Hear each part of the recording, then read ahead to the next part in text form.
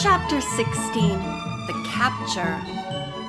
Eagerly, Nancy removed the little notebook from the hook. By holding the book directly under the beam of her flashlight, she could make out the words on the cover. Property of Josiah Crowley. "I found it at last," she thought excitedly. Quickly turning the first few pages, she saw that they were yellowed with age. The writing was fine and cramped, and the ink had faded. The pages were crowded with business notations, and it was difficult to make out the words. Nancy was thrilled, for she was positive that the notebook would disclose what Josiah Crowley had done with his last will. Yet, she realized that she could not hope to read through the book without a considerable loss of precious time. She must not delay another instant in reporting to the police. "I'll read the notebook later," she decided, and tucked it into her pocket. Then she put the clock together. Hurriedly laying the timepiece back on the car seat, Nancy covered it with her coat and slid behind the wheel. Starting the engine, she swung the convertible onto the highway. Nancy cast an anxious glance in the direction the thieves had taken and watched for side roads down which the men might turn to avoid the main highway. "Perhaps I'd better phone the state police from the first service station or store I come to." Then suddenly she noticed a sign. "Alternate route to Garwin. Main road under repair." Reaching the intersection, she stopped to see if the familiar tire marks of the van indicated it had turned onto this dirt road. It had. "Now what shall I do?" As Nancy debated, she saw a car coming toward her. Her hopes soared. She could not be mistaken. It was a police prowl car with a red revolving roof light. Instantly, Nancy grabbed her own flashlight and jumped from the car. Standing at the side of the road, she waved her light, and in a few minutes the police sedan stopped. "I'm Nancy Drew," she said hurriedly to the two men inside. "Are you looking for the furniture thieves in the van?" "Yes, we are. You're the girl who reported them?" Nancy nodded, then pointed down the side road. "I think those are their tire marks. The men were at the Black Horse Inn but left." "You can identify them?" the driver asked. "Oh, yes." "Then please follow us. I'll radio for a car to approach the thieves' van from the other end of the road." The police car sped down the bad road to Garwin, with Nancy following closely behind. They rode for several miles. "Oh dear," thought Nancy. "I must have been wrong. We should have overtaken the van by this time." Another 10 minutes passed. Then, unexpectedly, she caught a glimpse of a red taillight on the road far ahead. "It must be the van," Nancy told herself hopefully. "The light doesn't appear to be moving fast enough for an automobile." Evidently, the police were of the same opinion, for at that moment their car slowed down. Nancy figured they would not stop the van until they saw the other police car arriving from the opposite direction. A few moments later, she could see headlights in the distance. The squad car in front of Nancy now sped ahead and pulled up alongside the van. "Pull over!" one of the officers shouted to the man in the cab. Instead of doing so, the van put on a burst of speed. But in order to avoid smashing into the oncoming squad car, the driver pulled too far to the right. The van swerved sharply. Its two right wheels went off into a deep ditch, and the vehicle toppled over. In an instant, the officers were out of the car and had the fugitives covered. By this time, Nancy, who had stopped her car at the side of the road, came running up.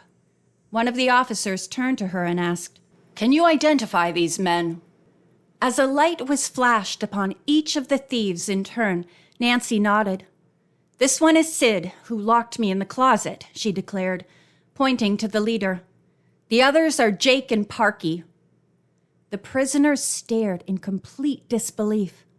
They were astounded to see Nancy Drew standing there.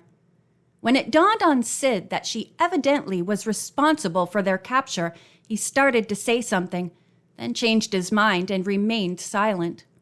The prisoners were quickly identified from licenses and other papers as wanted criminals. One of the other officers opened the rear of the van and asked Nancy if she could identify the stolen furniture. "Some of it," she replied. "That desk was taken from the room in which I was locked in the closet." "Good enough," said the trooper.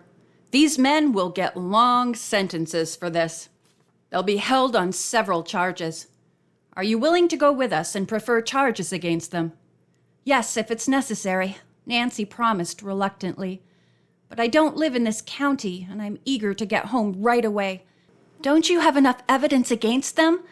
I think they're the same men who stole several silver heirlooms from the Turner sisters." Sid and his companions winced, but did not speak. "I see," said the trooper. "Well, I guess there's no need for you to go to headquarters now," the officer admitted.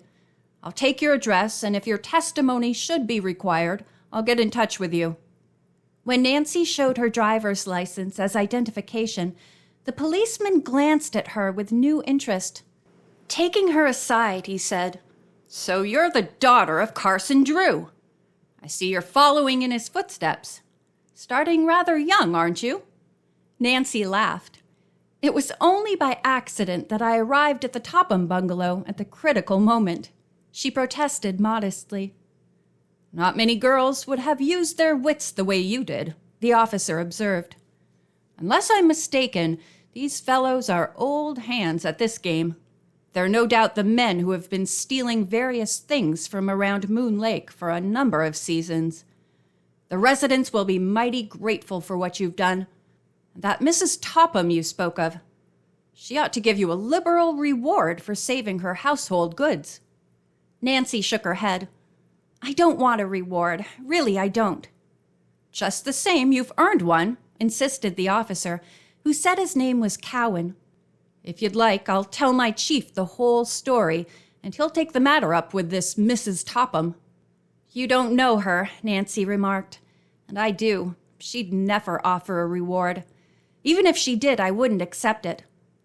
After a slight pause, she added, "In fact, I prefer that my name not be mentioned to her at all." Officer Cowan shook his head in disbelief. "Well, all right then. If you're sure you don't want any credit for capturing the thieves, I won't say anything. You're certain?"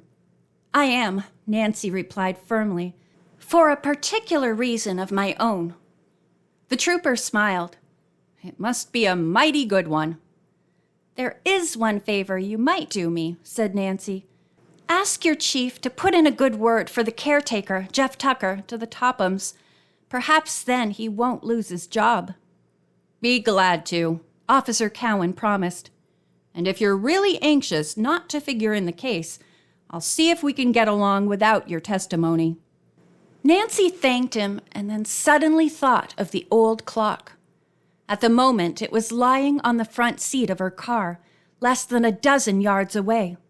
Should she reveal this information? She decided against doing so in front of the thieves who, though they could not hear what she had been saying, could see everything plainly. "I'll wait until a more opportune time," Nancy concluded. It was agreed among the state policemen that one of them would stay to guard the van and keep a radio car standing by there. The other 3 troopers would take the captive thieves to headquarters.